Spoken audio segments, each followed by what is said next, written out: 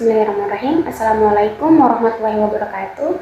Sebelumnya, perkenalkan nama saya Serna Aida dengan NIM D1A1230047.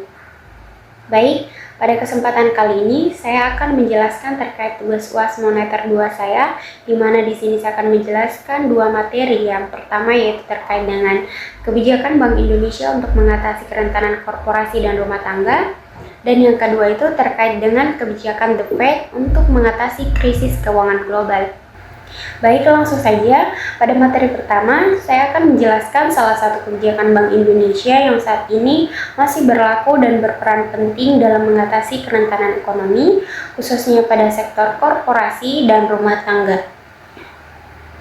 Baik, kebijakan yang dimaksud itu adalah insentif likuiditas makroprudensial atau disingkat dengan KLM. Jadi, kebijakan insentif likuiditas makroprudensial ini merupakan bagian dari kebijakan makroprudensial Bank Indonesia yang bertujuan untuk menjaga stabilitas sistem keuangan.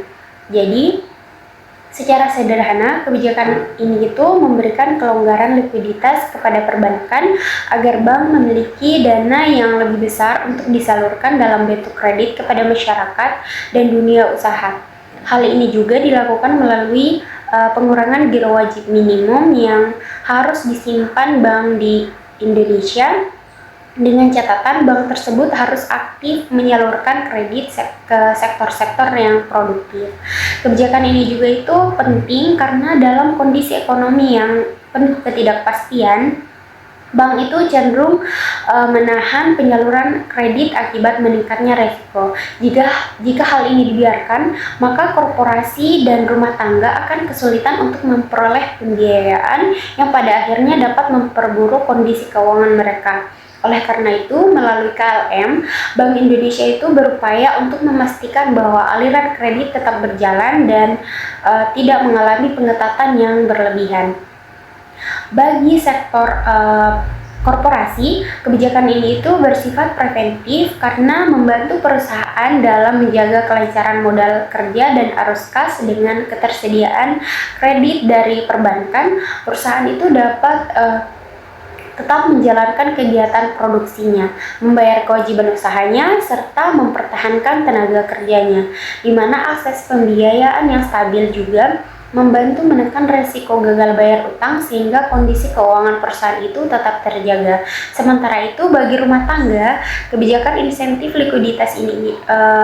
likuiditas makroprudensial ini juga berperan dalam menjaga kemampuan membayar kewajiban keuangan seperti kredit konsumsi dan kredit perumahan. Ketika akses kredit tersedia dan relatif terjangkau, rumah tangga itu dapat mempertahankan daya belinya serta memenuhi kebutuhan hidupnya. Jadi secara keseluruhan, insentif likuiditas makroprudensial ini dapat dikatakan sebagai upaya pencegahan karena kebijakan ini itu bersifat bekerja sebelum risiko keuangan berkembang menjadi masalah yang lebih serius dengan menjaga likuiditas perbankan dan mendorong penyaluran kredit. Bank Indonesia itu juga berupaya untuk memperkuat ketahanan korporasi dan rumah tangga sekaligus untuk menjaga stabilitas sistem keuangan nasional. Dengan demikian, kebijakan ini tidak hanya berfungsi sebagai respon terhadap krisis tetapi juga sebagai langkah antisipatif untuk menjaga meningkatnya kerentanan ekonomi di Indonesia.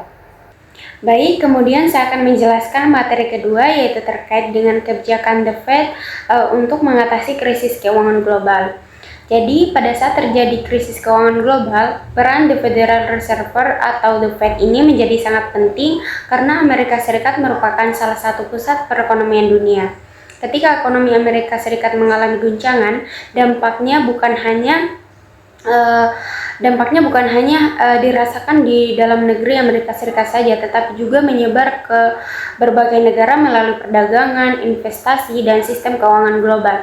Oleh karena itu, The Fed memiliki tanggung jawab besar untuk menjaga stabilitas sistem keuangan dan mencegah krisisnya menjadi semakin parah.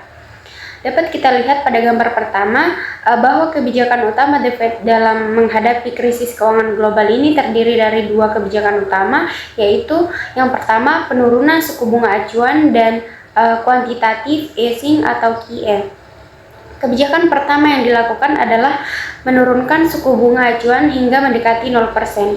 Kebijakan ini diambil karena pada saat krisis terjadi, aktivitas ekonomi biasanya melambat, konsumsi masyarakat menurun, dan dunia usaha menunda investasi karena biaya pinjaman yang dianggap terlalu mahal dan kondisi ekonomi yang tidak pasti.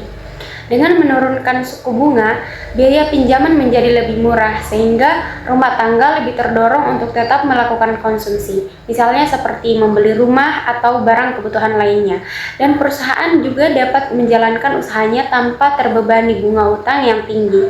Harapannya, di mana jika kebijakan ini dapat menjaga daya beli masyarakat serta membantu dunia usaha bertahan di tengah tekanan ekonomi. Namun juga dalam kondisi krisis yang cukup dalam, penurunan suku bunga saja seringkali belum cukup efektif. Oleh karena itu, The Fed juga kemudian menerapkan kebijakan kedua, yaitu quantitative easing atau QE.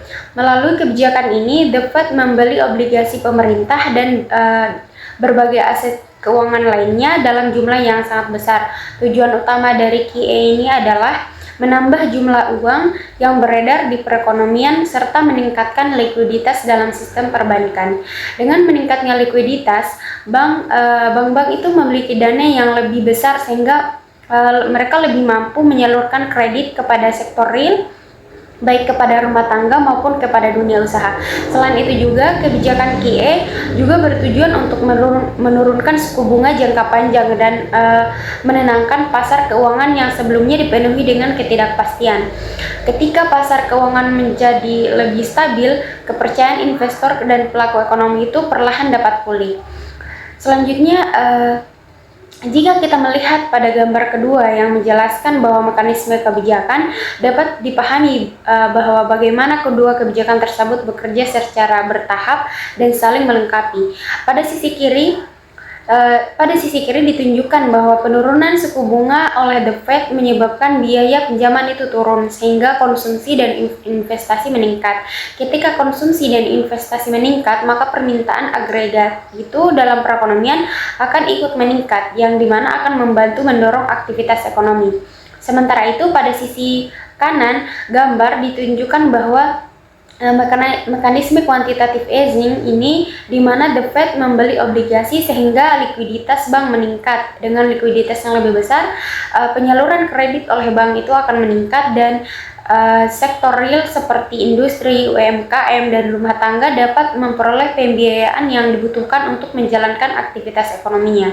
Jadi, kedua jalur kebijakan ini itu kemudian bertemu pada bagian tengah gambar, yang dimana menunjukkan bahwa kombinasi kebijakan suku bunga rendah dan QE ini sehingga kombinasi ini membuat likuiditas dan permintaan itu tetap terjaga sehingga sistem keuangan tidak mengalami kekeringan dan aktivitas ekonomi itu tidak berhenti total. Jadi pada tahap ini, stabilitas sistem keuangan itu dapat dipertahankan, yang dimana akan menjadi syarat utama bagi pemulihan ekonomi.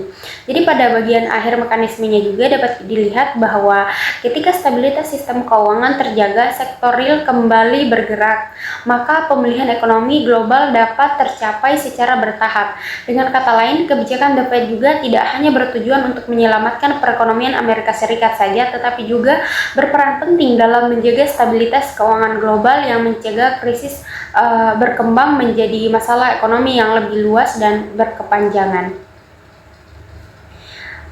Baik, mungkin itulah hasil pemaparan materi dari saya. Lebih dan kurangnya mohon dimaafkan. Wabillahi taufiq wal hidayah. Wassalamualaikum warahmatullahi wabarakatuh.